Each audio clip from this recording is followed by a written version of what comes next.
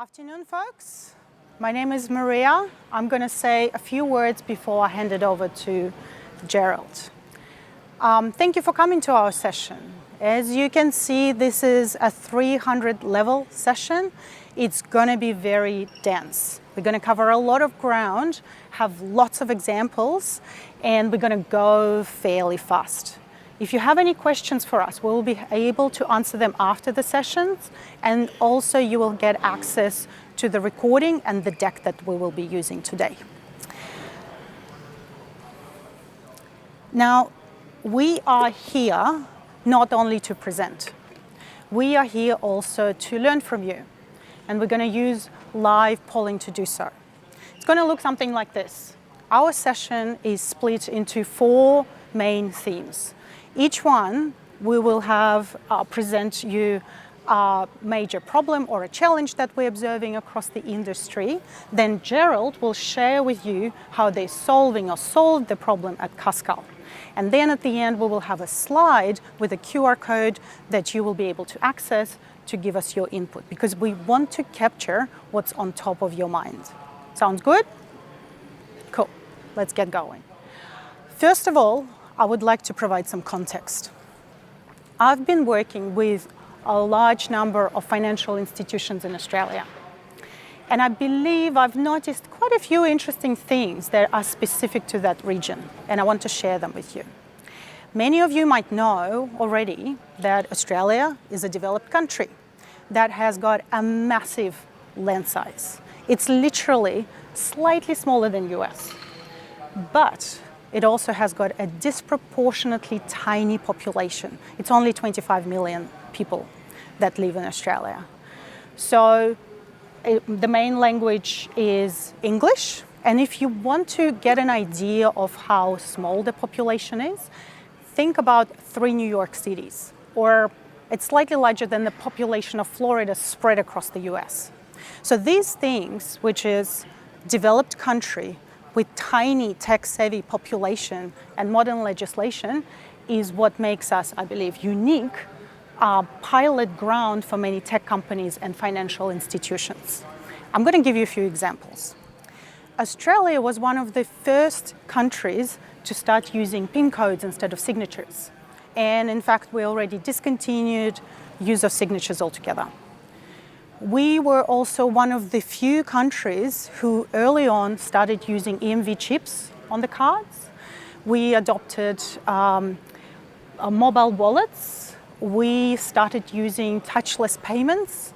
And also recently across Australia, we rolled out real-time payments. Another great example is we were early adopters of pure digital banks. And I'm talking early back in 2008.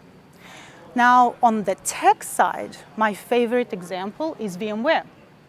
So imagine 2016. VMware have their yearly conference, and at keynote, the CEO of the company shares a data point that is Australia and New Zealand has got by far the highest market penetration rate out of all the countries in the world. I find that fascinating. So this intersection of us complying with global security standards, and sometimes we have additional ones on top. A quick example here is payment cryptography. So on top of, let's say, PCI PTS standard that many of you might be aware of, in Australia we have additional requirements in a form of Australian standards that is called AS2805. So it's on top of the global standard.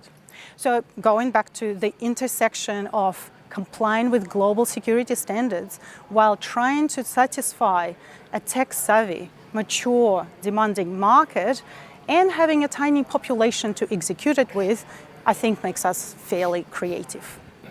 Now, another contributing factor to this pace of innovation and adoption of really cool new tech, I believe, is our modern legislation. And Reserve Bank of Australia has got a fairly active part in it. My favorite initiative that is happening right now is trying to get rid of checks. And as you can imagine and appreciate, it's not a trivial task. because they're so embedded in all the aspects of our life. But as security professionals, I bet every single one of you can appreciate how hard it is to secure a legacy system that is aging, that runs on infrastructure that's also not getting any younger. And this is on top of securing ever-growing number of new systems that your business needs to operate to be successful. So that's an interesting challenge. So this is what I want you to keep in mind when you listen to Gerald. Because I believe Cuscal found that sweet spot where they're able to deliver a wide range of financial services to other financial institutions. And some of their customers are very large banks. So they found a way, a secure and compliant way to deliver banking, payments, card issuing, ATM, and many other services with fairly small teams. So let's find out how they're doing it. I would like to welcome Gerald Buckmeyer, who is the Principal Cloud Architect at Cuscal. Thank you, Maria. Good luck. Thank you, Maria. Thanks, everyone, for joining our session today. Today, I would like to talk about how the cloud helps us to reduce the time to market. That's really, really critical to us. Before we get into the content, I would like to give you a quick overview what you can expect during this session. I will give you a quick overview of what Cuscal is doing. Maria already provided an insight how financial services work in Australia, and then we will get into the core part of this presentation. We'll talk about lots of challenges that we were facing during our cloud adoption, and I want to break down each of those challenges into the same format. I'll explain why it was a challenge, what our solution thinking was, and then either the lessons that we have learned out of the process or any next steps that we still need to do to actually close out a challenge.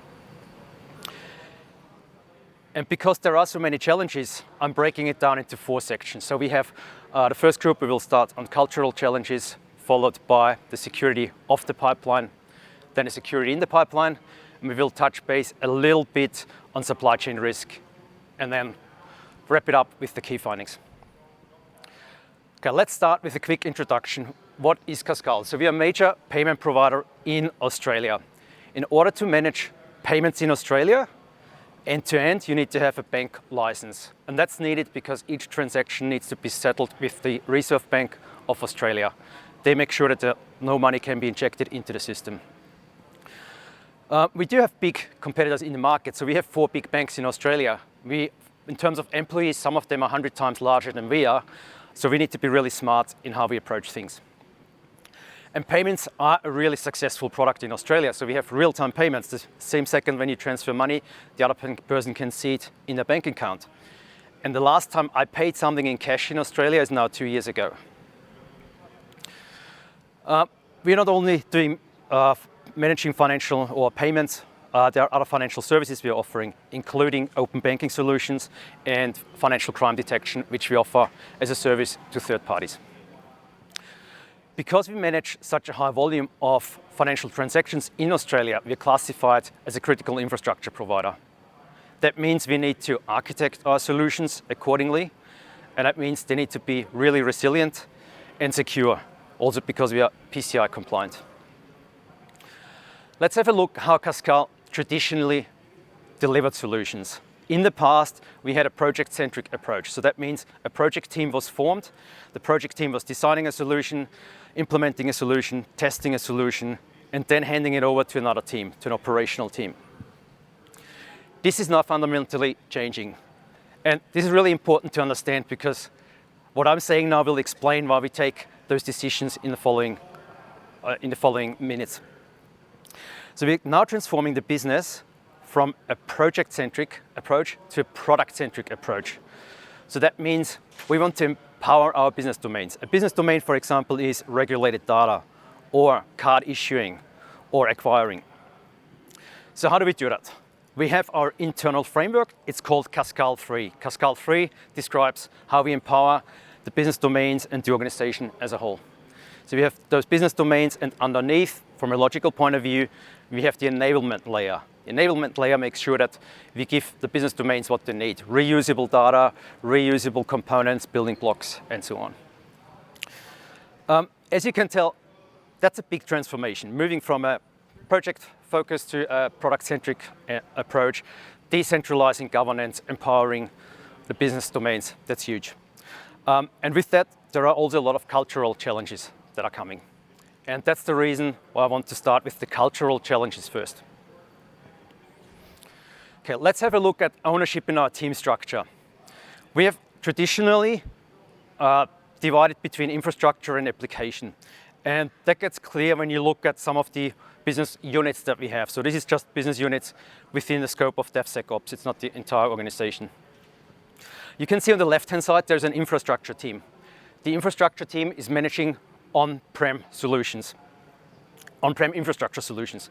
On the right-hand side, you can see the cloud team. They used to manage infrastructure in the cloud. And in the middle, you can see the business domain, and they were looking after the application. So with that demarcation between application and infrastructure, you could also see that same thing in our source code repositories. We had a repository for the infrastructure of a project and a pipeline attached to it, and also the same with the application. So we deployed the infrastructure and then the application on top of that. So we're now moving to a DevSecOps approach, so where we work with cross-functional teams. And a thing that really helps to make sure that teams are taking that whole product responsibility is a monorepo approach for us. So monorepo means there's one repository. In that repository, the product team has everything it needs. It has the infrastructure in there, the orchestration, and the application logic. So they can build their application, let it be a Java application or Node.js, then provision the infrastructure in time and deploy the application on top of it. Obviously, that's not something you can change from one day to the other across the organization. So we're rolling that out bit by bit. So we're driving little changes, try to change habits, and we use team augmentation a lot for that. So that means we use external consultancies that help us, they work with us, and try to change the habits within the teams. Okay, let's start on the second challenge. The second challenge is the security culture itself. Security culture within DevOps. In the past, we were heavily relying on penetration tests. So security findings came up rather late in the life cycle, and then we needed to do all the remediations at the very end before go live. So that's a risk from a delivery point of view, because you do not know how long the remediations will take, and that's stressful. We're not trying to change that and move things gradually to the left. As I said, gradually, because it's just one by one. We can't do everything. We can't do a full shift left approach in one big bang. The way we are doing that is trialing out new tools. We are going to market, evaluate tools, do a lot of demos in-house. So that might be demos that are being run by either a software vendor or by a consultancy that is working with us. And we really try to override the on-prem thinking. So we are still hybrid. We have workloads in AWS, we have some on-prem, and we have a lot that are actually hybrid. And overriding those, let's say, on-prem thinking, security control thinking ways takes a while. Because when you look at the shared responsibility model, that looks totally different when you talk about managed services in AWS. Okay, third challenge. Quite often there are the right tools in place, and they're overwhelming because we need a lot of tools. But sometimes it happens that there is no sufficient process in place. I'll give you an example. You might use AWS config. It's great, shows you detective guardrails if you comply to all the rules. But if you don't have a process in place where people actually look at either the dashboard or action and notification, then not much is going to happen. So nothing gets remediated, or not enough, or it might be too late, or just when you have an internal audit. So we want to be quicker with that and proactive. We started mapping out processes and trialing out things, how we can actually improve that time from incident detection or just a finding, like a critical finding, a security group is not closed, until the time it can get remediated or even assigned to someone who takes ownership. What we're trialing at the moment is creating tickets automatically. So we use Jira. It's an Atlassian product. We use Jira to plan our sprints for the stories, but we also use Jira to raise incident tickets or support tickets. So if we find a critical finding, we're currently doing a proof of concept where we raise a ticket straight away on that board that is owned by a product team. So that way it has a clear ownership and a much higher chance to be solved in time. Same for targets alert. I think it was mentioned in the keynote today, there's something like an alert fatigue. We're getting too many alerts. That's another thing. We need to work on the levels, the severity levels, get them right, but also target the alerts to the right group of people. Don't broadcast them. Time to market. I called it out at the beginning. It's really critical for us. We're a small player. We need to be quick. What that means, for example, if you have a new business partner like American Express or Visa, we need to onboard those customers quickly so they can perform transactions quickly. This is where we need to be quicker than the big players in the market. In order to do that, we realized, when we tried to do that, we realized the infrastructure cloud team could turn into bottleneck. The reason is they had to manage all the infrastructure, even for what's now called the business domains. We realized there's a strong need for really good self-service experience. Otherwise, we can't scale enough. How are we doing that? So we started using Terraform Cloud. So Terraform itself is open source. Terraform Cloud comes in different pricing offers. We're on the business tier because quite often PCI compliance rules and so on just dictate what you need to take on board, and that includes for us audit trails, single sign-on, and so on. So we use, we call it TFC, Terraform Cloud, and Terraform Cloud has a registry built in. With that registry, you can expose either internal services, it's called modules in Terraform, but also community modules. So that helps us to get new services exposed quickly within a controlled environment, because people cannot use any community modules. They first need to be improved. We do quality checks and make sure they actually fit our needs. And with that, we're building up patterns now, so reusable patterns. And a pattern might be developed by either one of the teams in the enablement layer, like the cloud team, or by one of the business domains. And we had that recently. A business domain developed a pattern for AWS Pinpoint for dual-way text notifications. And we realized there's a need, another team needs that, so we actually extract it as a pattern and can expose that in our service catalog. Next consideration. So if you do something like that, shift to a self-service model, we realize there's it's actually not a lot of documentation you need good documentation. It needs to be short enough so people are actually reading it, but good enough also so that people can follow the steps. And that eventually helps you to decentralize the responsibilities, and that's what we want. Okay, this one is close to my heart. And here's a spoiler alert. In a minute, I will have a question for you. We are doing a poll question. And the question will be about clickops. That's the reason why I want to explain what I understand, what my meaning is when I say clickops. Clickops means we are actually not fully automating our release. Clickops means I either click my way through the AWS console or I start a bash script manually. That is clickops. The problem with clickops is it's not a 100% repeatable approach like fully automated pipelines. So you might have a different result the next time you try to do the same thing. And we have, for every production environment that we use, we have a pre-production environment. The main reason for the pre-production environment is in case there is an incident, we have an environment that looks exactly the same, it's on the same level. Because then we can actually simulate outside of production what would help us to remediate that incident.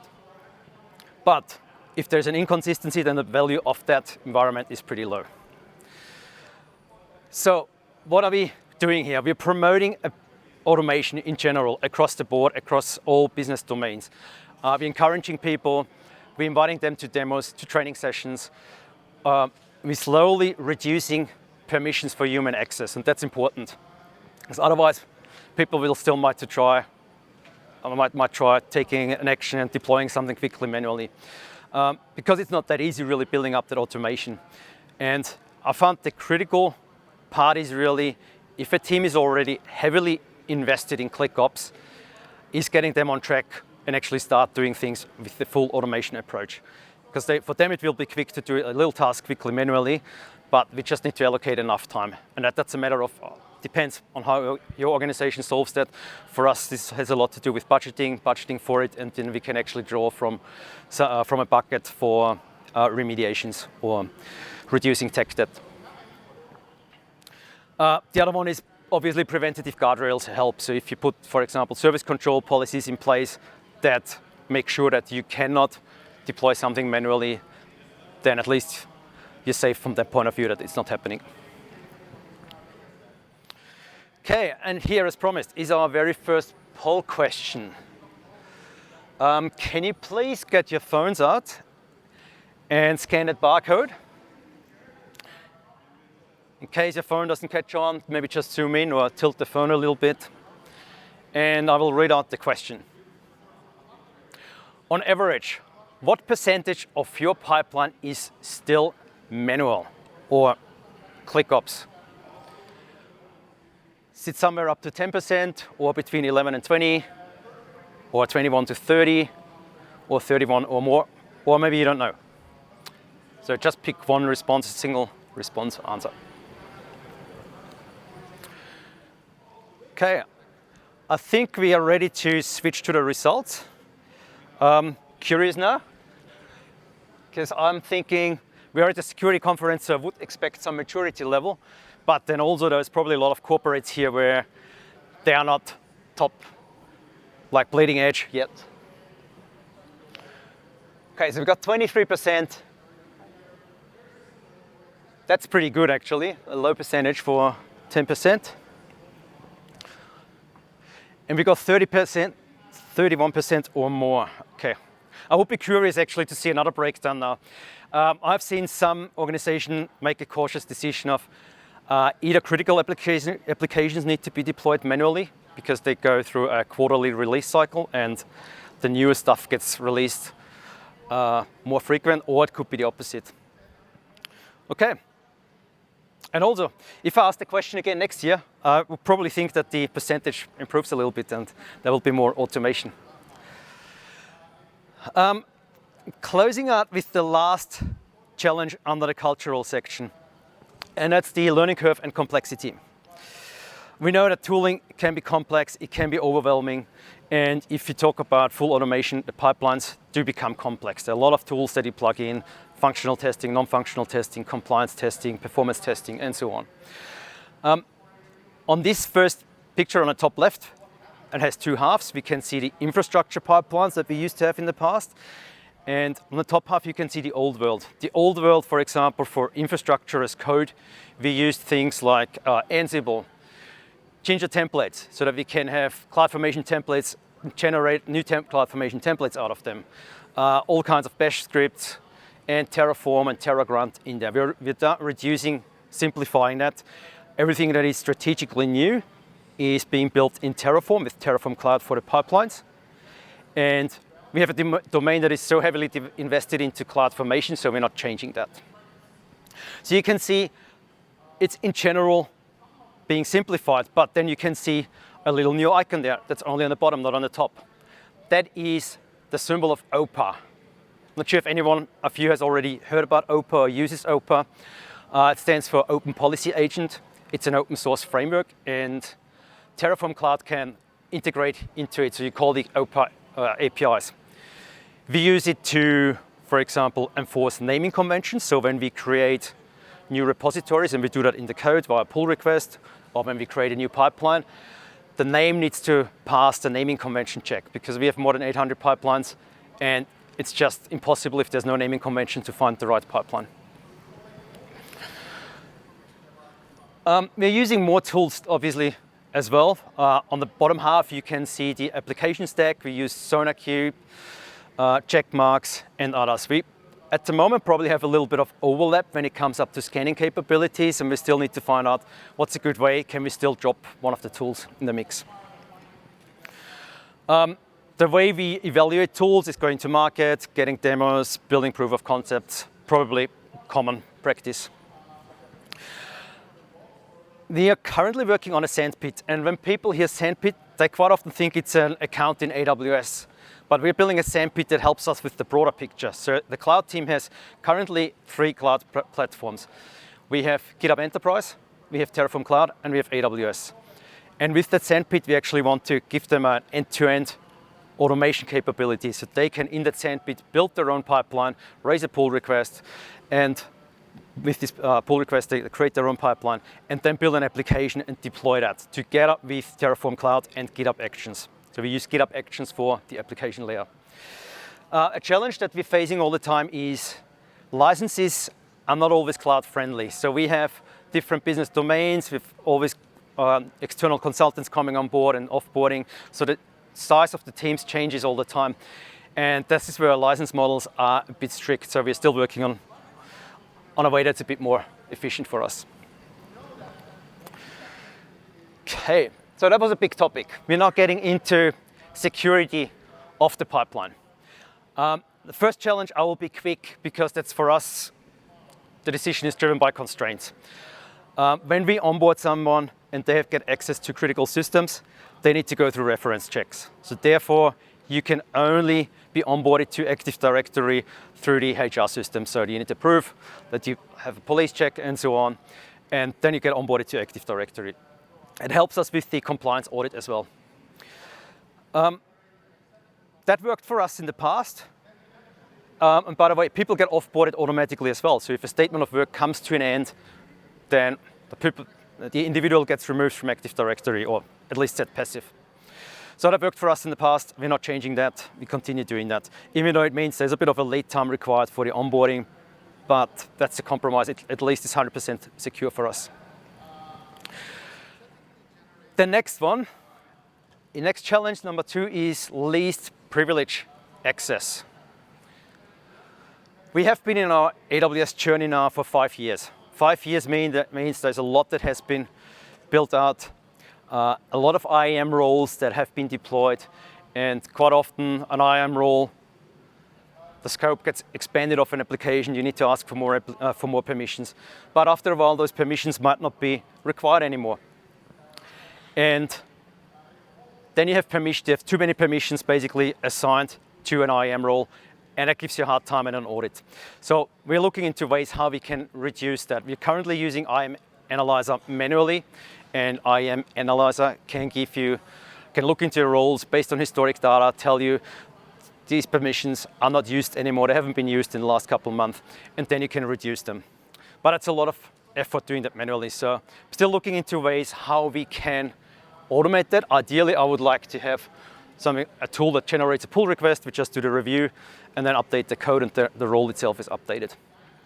If you have an idea, please feel free, come to me and we can have a chat afterwards. Okay, we're now ready for the next poll question. Poll question number 2. Please get your phones out again. It's another single response question.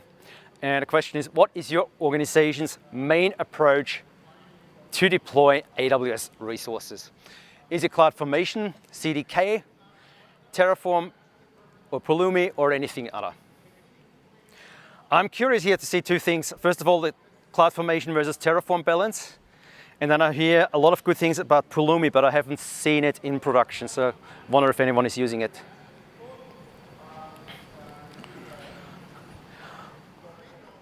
Okay, I think we're ready for the result. Let's see how the numbers are.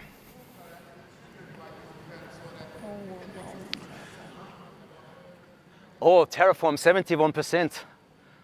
I'm surprised. I wouldn't have thought it's that high. CDK is getting pretty close to CloudFormation. That's interesting too. Pulumi, 1%. Okay. So it's being used. It's being used in production. That's interesting. Okay, I'd like to explain our approach that we take for approvals. And an abbreviation that you will see in the next slides a lot is GHE. That stands for GitHub Enterprise. And TFC, already mentioned, is Terraform Cloud. We do have the challenge that some things need to be centralized. I explained the onboarding with Active Directory. It just needs to be centralized from a security point of view. But when we move towards the automation approach where people need to create their own pipeline, we want to decentralize that a bit more. And I will visualize that in a diagram, and it's a diagram that shows people, technology, and processes. I will use that style of diagram a couple times to explain how it works. On the bottom, you can see the people that are involved in a process, and if there's no human underneath, then it's automated. Then there's the process layer, and then the technology that supports the process. So if someone wants to create a new repository, they need to go, so they're already onboarded to GitHub and they're already onboarded to TFC. They need to go into the source code repository, change the code in a feature branch, adds the new repository name, and adds the new pipeline name. It's called workspace in Terraform. And on top of that, they need to raise a Jira ticket. That's needed for us because we need that for audit reasons. But the pull request and the Jira ticket gets then accepted by someone. It's usually a two-line approval process, a line manager and someone else. But the pull request gets reviewed by a team lead. And that means the approval of that, or of managing that code and actually making that automation happen, is already getting closer to the team. So we're empowering our business domains. And then after the approval, that code is merged into the main branch. And that means we then automatically in Terraform Cloud create a workspace. And in GitHub Enterprise, we create that repository. And that workspace is then automatically linked to the repository. Source code has a standard README file in it, and so on. Learnings out of that is when we started the process doing it that way and shifting that towards a self-service, we got a lot of questions. How does it work? So we really were working hard on the documentation, getting that right, because we don't want to have the team that has the knowledge being overwhelmed. We just need to spread out that knowledge, and documentation helps for that. A challenge we are still taking on is renaming of repositories. At the moment, Terraform Cloud is trying to delete a repository and recreate it with a new name rather than just renaming it. Okay, let's go to the next challenge. Automation can destroy critical information. So in your CI/CD, you have very valuable information because it describes how your business applications work. And APIs are powerful. They're so powerful that they can also destroy things. We had that at the very early days of our enablement when we were rolling out Terraform Cloud and GitHub Enterprise. And unfortunately, someone removed the code block that was describing how the organization looks like. I already said we articulate pretty much everything in the code, even how the source code repositories look like and the pipelines look like. That could either happen this way, someone removes the code block, or if you call the API directly. As I said, it was fortunately at the very beginning, so the damage was very limited. We could recover from that, but we had to put guardrails in place so it doesn't happen anymore. One of all, we're enforcing peer reviews, so we have a branch protection. We have a backup routine. We also have reduced permissions for users, so only very little users have an owner permission and can actually delete the organization, so that's high up in the management level. And another thing we found is really helpful is having more than one organization. Because if you only have one organization, that's automatically your production organization. Having a test organization helps you if you want to trial out things, and then it doesn't matter that much if you blow it away. So I'll talk you through the backup process that we are taking. We are currently taking scheduled backups from both Terraform Cloud, which has the state file in it, and all the configuration in GitHub. And we do that with CloudWatch scheduled rules. And then there's a Lambda function that stores the data to an S3 bucket. We now recently found out there's actually a good API that we can use in Terraform Cloud, so we don't need to schedule that. We can do that event-driven. So whenever someone updates the state files or runs an apply, which is the equivalent of a deployment, then we can take the latest snapshot of that. And we're still fine-tuning in a process now, the S3 lifecycle. We need to define our SLAs because we don't need backups from a long time ago, just fine-tuning that. Okay, the last challenge in this section is distributed teams. And I think a lot here would have that scenario where you have geographically distributed teams, either within America or offshore. We have teams across the east and south coast of Australia, internals, but also consultants. Then we have consultancies working with us in New Zealand and in India. So that brings two challenges. First of all, the authentication, how do you make sure it's the right person that tries to get access to your systems? And also, you can't control what operating system they have installed. So you need to find a way that's flexible enough that people with a Mac or Windows or whatever Linux distribution can work with your automation. The approach that we are taking here, to close out the first problem, authentication, we are using Amazon Workspaces. We have somewhere between 200 and 300 workspace instances running, mainly used by externals. So as I said, from India, New Zealand, and even within Australia. We have in the past used Windows for that, workspaces for Windows. We worked out a Docker image that really helps us standardizing CI/CD tooling, but also CI/CD workflows. And that just works better on Linux. So we've now started rolling out a Linux distribution on Amazon Workspaces. We're trialing that at the moment with one business domain, and that's our typical approach. We trial it with a small group, get the feedback. Once it's a success, we then roll it out across more teams. The next thing we still need to do is streamline the actual image creation process. We're using Ansible at the moment because that was already there from our old world. We just need to move that into Terraform Cloud now. Okay, let's touch on topic number 3. That's the security in the pipeline. So we want to limit the scope of impact. You could call it minimize the blast radius, whatever terminology you use. We want our pipelines to have very fine-grained access. So a pipeline that is owned by one business domain should only have access to, first of all, that particular domain, but also then only to a particular environment. So we do have, as I said, 5 business domains. On average, one domain has 6 environments. It gets you up to 30 deployment roles for Terraform Cloud. Then we have our legacy, that's Bamboo from Atlassian, it's already 60 deployment roles. Then we need the deployment roles for our enablement teams. So it's 100 roles, just for deployment, nothing else. As I said, we want to segregate that, so make sure that if there's something going wrong, one role cannot do something in a different account.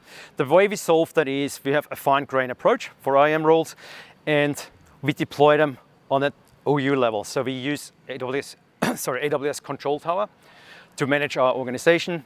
You can do that either way, using Control Tower or organization directly.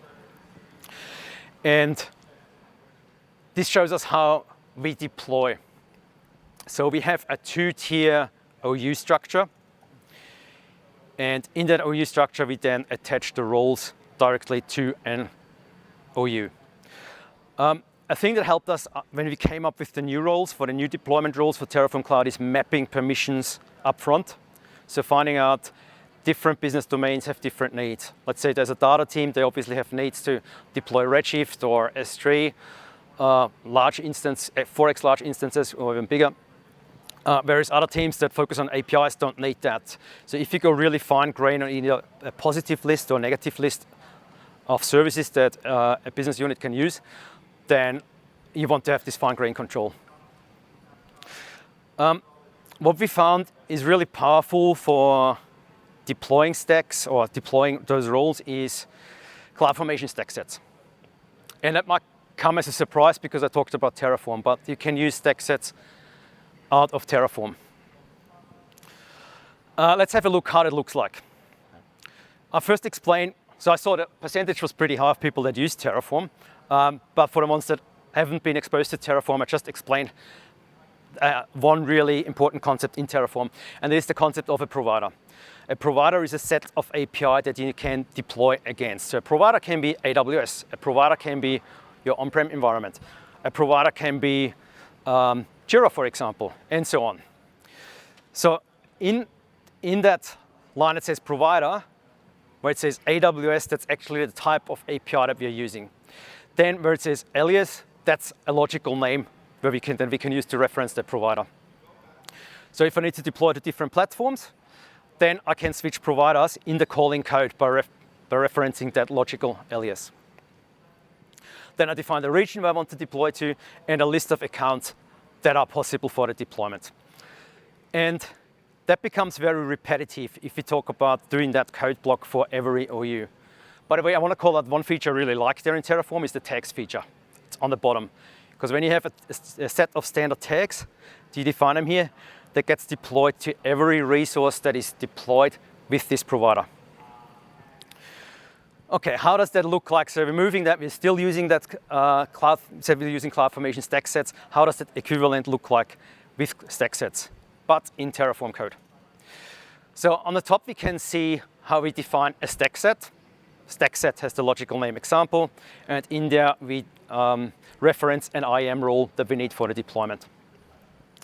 Then in the second code block, I define a StackSet instance. I call it IAM roles. Just a logical name. And then the next line says count. So count is how a loop looks like. You have different types of loops in Terraform. This is one type. And whatever is under that count line is part of the loop. So it gets repeated. So you loop through there. First time you pick the first region, second iteration you pick the second region. You get the idea. Caller ID gives you the ID of the account that you're currently in. And then you reference the StackSet name. So we found that powerful, that combination, still using StackSets within Terraform. Okay, let's have a look at our Guardrail adoption. We, as I said, we're 5 years into our AWS journey. There are some legacy things in there that if something is not fully automated, it's just hard to find because you need to dig manually. What we wanted to, first of all, put in place are detective guardrails. So detective guardrails, again, are only useful if the process behind them is mature, because if you have something on the config dashboard or if you have notifications and no one looks at it, then nothing happens. So we're trialing out those. When we try to implement preventative guardrails, we try them out as detective guardrails first and then switch over. So by having the detective guardrails in place and seeing if something doesn't comply, we can at least reach out to the application team and tell them, look, we will turn this into an SCP, service control policy soon, and they can remediate that.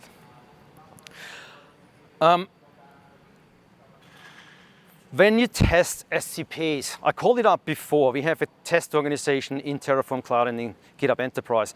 It's the same for our control tower deployment. Because when we test service control policies, we want to test them in a safe environment where if something goes wrong, it doesn't interfere with production. So that's the reason why we have a second control tower instance. In there, we have actually codified how the OU looks like. We test then the service control policies in there, and the OUs are all structured in Terraform Cloud. And then once we're happy, we can roll it out easily into our production environment. Same code, just a different pipeline. And SCP limitations I came across now multiple times. I'll get into that. What are the limitations actually? So first of all, an SCP document can only be the size of 0.5 kilobyte. That's not much when you think about fine-grained control where you do positive or negative lists.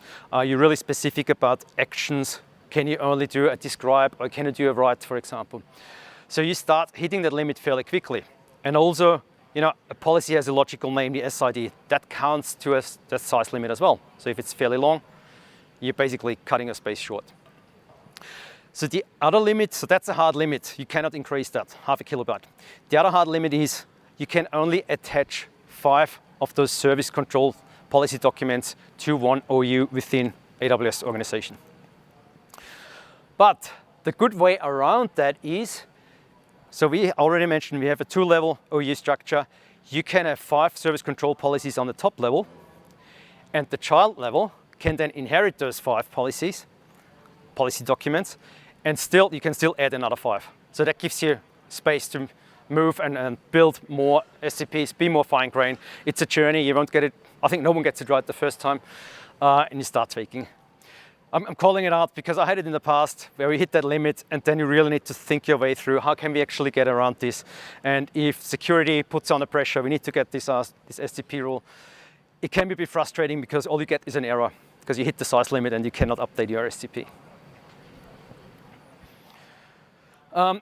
Next considerations for us, we need to do more testing. As I said, we're tweaking that approach and then we roll it out into our production org and we need to fine tune the SCP. So that's realistically a journey where we talk about years.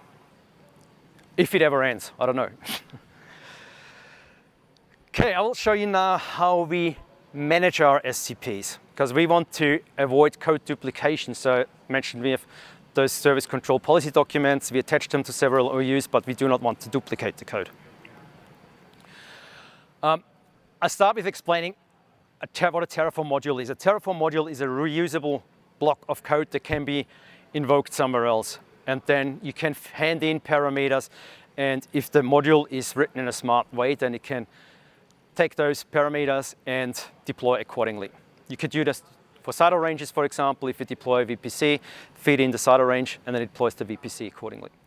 But we're talking about STPs, and I want to explain what a data construct is. A data construct, the first one in the first line, we can see that's our own AWS organization. That's really powerful. By having that line here, I can then later reference my own organization, and I get all the OUs under that organization. So it makes it really powerful when you want to deploy across several OUs. The second data block here is showing us the document. So this is representing whenever you invoke that module, that's one instance of a document. And in here, we have a dynamic statement. That dynamic statement in here, for example, shows we are creating a policy that you cannot leave an AWS organization. I think that's a really important one, because otherwise someone could actually hijack your account. And that's a default STP in control tower. So this particular rule only gets generated into the document if I feature toggle that and I say, yes, let it be true. And we can see that on the other side coming, where we have the module invocation. So the right side is now referencing the left-hand side. So let's go through the code. We have, say it's a module, that means we reference a module, we give it a logical name. In the source, we reference our private registry. So this is your app terraform, and then whatever your name of your organization is. Very powerful in the next line is the version pinning. If I pin a version, but I deploy new SCP rules, then I can, for example, have a higher version in development or UAT, user acceptance testing, than in production. By the way, if you skip the version line, then it automatically pulls in the latest version of your registry. In the uTarget names, again, that's powerful. I can use a logical name here, because with the data construct on the left-hand side, I get my entire OU. And what that OU gives you, my entire organization, that gives you a list of all the OUs. And we have a little code snippet that translates the logical name sandbox to the actual physical name in control tower, because an organization has a cryptic name like OU-3Z5, whatever. So that takes away that complexity, can deal with the logical name. Then we give you a logical name here, name sandbox. That's actually the policy name that you see when you look in the AWS console. It will show you the SCP document has the title sandbox. And then we have the feature toggle. Because I'm saying here, deny leave organization equals true, that is actually generated on the left-hand side, and I will have it in my document. Okay, I think we talked enough about service control policies, and it's time for another poll. Could you please get your phones out again? And this should be a multi-choice question. Should be looking differently with checkboxes. The question is, which vulnerability scanning capabilities does your organization use? Is it for EC2 scanning? Is it for containers or container images? Or is it for Lambda?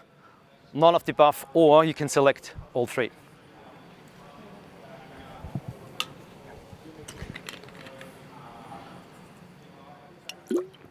And we are ready and have the responses.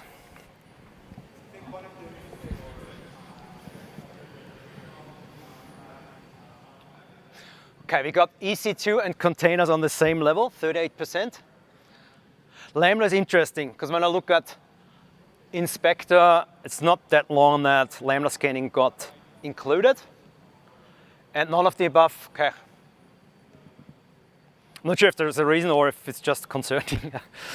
But 7% for no scanning at all, I think is a bit of a risk. Okay, let's get back on the slides.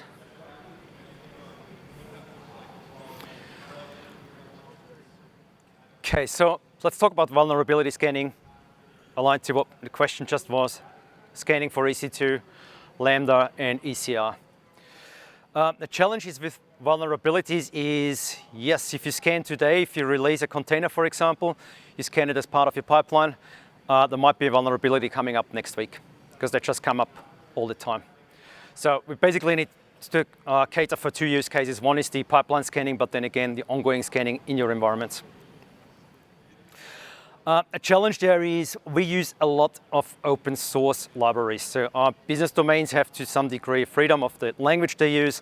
That might be Python, Node.js, Java, and so on. And a lot of libraries means there is a lot of potential risk, which we want to make sure we are across. We are currently evaluating Inspector for cloud workloads. We have a different product that we used on-prem, and we want to find out what's the best fit for us. And we're testing that at the moment. We're using an open source library called Valhub. It's on GitHub, and you can download lots and lots of repositories in them. You can download vulnerable images, or at least it gives you instructions how to build that Docker file. Could be WordPress, can be anything really. And then we are deploying that to an isolated VPC, isolated so it cannot connect to anything else, and we contain the risk. And when you look at it from an architecture point of view, so we are still discussing what do we want to use. When you look at a holistic cloud picture, we're already using Security Hub, and we are already using those services that you can see that have a tick box. So we're using GuardUD, we are already using Systems Manager, and that's for both for on-prem patching and for AWS patching. We're using Health manually at the moment, so Health dashboards. We talked about config. We're talking about IAM Access Analyzer. So from that point of view, Amazon Inspector makes really sense because you get a unified view across your security footprint. Another argument might be, okay, I want the unified view for just vulnerabilities across on-prem and the cloud. Okay, just different viewpoints. So it's really up to you what's important for you. Okay, I'll give you an example how the testing work if you want to upload a vulnerable image, what you would need to do. It's an easy 4-step process. You need to first log on to your container registry with the command AWS ECR, get login password, use the right region, use your account, and then you're logged in. And you can do that either on your console or in the Cloud Shell. I find the Cloud Shell the easiest because quite often I'm already logged on, and the startup process is now quicker too. Then you build the Docker image. And as I said, Valhub will give you instructions how to do that. And then you tag your image so it becomes the latest version, so it always increases by 1 version number. And last but not least, you push that image with the Docker push command. And then Inspector can start scanning straight away. You will get feedback fairly quickly. Okay, I'll let you snip the photo. Those instructions, by the way, are also on the AWS website. We're ready for the next questions. Please get your phones out again. The question is,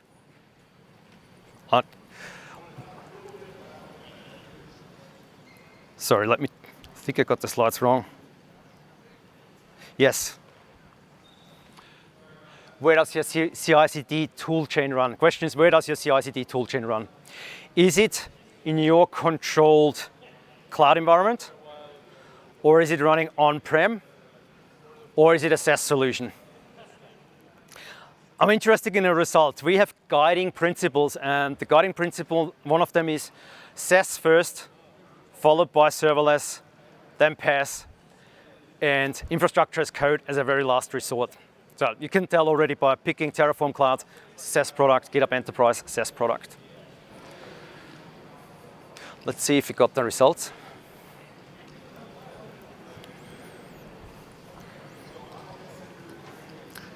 Okay. They're up here. Okay, I didn't see the light. Okay. Okay, so it's 44, that's a significant percentage managing in your own cloud environment, okay?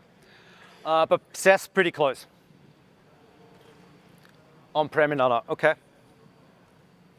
So I think SaaS probably made up a bit over the last years because the offerings matured as well. And I think there's also a bit less fear of integrating to SaaS products nowadays. Okay, this is a very short one. We're closing out. This is the last section of challenges, and I'll talk about scanning. And when I say GAS, that's the short or abbreviation for GitHub Advanced Security. So we use GitHub Enterprise and purchase GitHub Advanced Security that is running on top of it. And we do that because we have so many languages and open source libraries.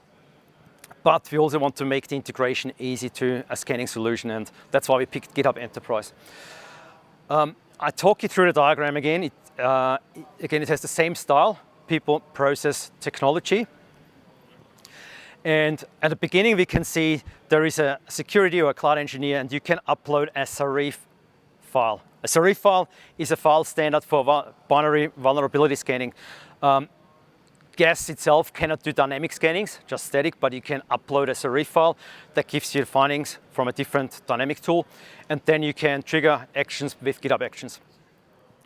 It can also scan secrets. That's very powerful because you can also customize your secret string if you have a proprietary solution. It can scan for software composition analysis. It's called DependerBot, and also the static code analysis. For findings with the DependerBot, the tool can sometimes, if it knows the library good enough, actually raise a pull request, and you just need to review that, and it runs an update. I found that pretty powerful. That's the second step here. Otherwise, you need to update your libraries manually, raise a pull request, someone else approves that, and then it gets merged into the main branch. Next consideration there is, as I said, we have a bit of an overlap with scanning tools, so we need to find out, do we need all of them, or can we merge some of them and do more testing, inject a couple of faults, find out what the best thing is for us. Okay, this will be the last challenge we're talking about, and that is module governance. I told you, time to market is really critical for us, so we need to be fast in rolling out new features. So we can't write everything for ourselves. We need to leverage community modules, but there are also some edge cases where we need to write our own modules. For example, for VPC egress traffic, we have a very special way how we route traffic, so we have our own module for that. The approach that we are taking here is we have an architecture forum that meets weekly, and that has the domain representative, but also the enablement layers. In there, we discuss the need. If there's a need for a new module, then that gets worked out quite often together via pair programming online. And then we test the deployment, and then we can see that in test deployments. Then we do a pull request, so the feature branch gets actually merged into the main branch. And then we push the tag. So with pushing a version tag, you can see that command here in the second last column, git tag version XYZ. And then pushing the tag, we can see the new version of the module in the registry, the service registry. If you remember before, we were doing that version pinning when we invoke a module, that helps you for that. And then it's published in the service registry. Everyone can look up that module with full text search. Okay, we're still enhancing our checklist for what we need to have something in our registry, quality controls, security controls, and we need to grow the service catalog because that's a long journey. Okay, we're wrapping up now with the key takeaways. Remember, tools require processes. I mentioned that example, if you have AWS config, but no one looks at your dashboard or the notification, it's not that helpful. Guardrails support agility. So they can be helpful. There's like a safety feature for your developers so they don't deploy something to an open bucket, for example. A dev organization helps with testing. So, because if you only have one organization, it's only production. It's a high risk if you want to do testing there and like really destroy things. Security starts early. A personal tool there, I mentioned that is Sneak. I like that. If I write code, it shows me that a bucket is not encrypted straight away rather than some scanning tool picking up that later. I see that in my integrated development environment. And scanning for early vulnerability insights, yeah, do that. So as I said, 2 use cases. Do that at the beginning when you deploy your pipelines and push the image the first time to your registry, but then also again ongoingly in your environment. I want to thank you for your attention, and I'm handing back over to Maria. Thank you. Thank you very much, Gerald. I really like how Cuscal found that balance between using AWS cloud native tools and open source or community tooling to help them secure and operate hybrid environment that spans between AWS and on-premises.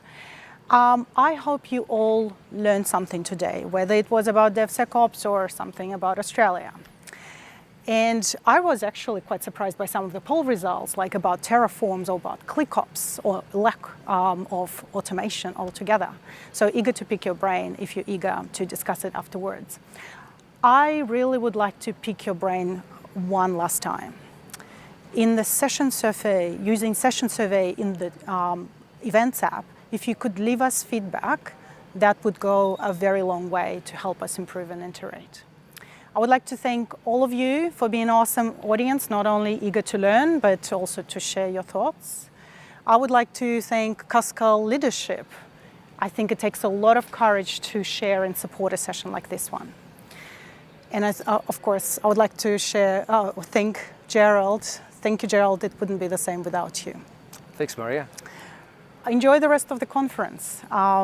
We'll be able to answer your questions. Just let us a chance to get the mics off. Thank you all. Enjoy the conference.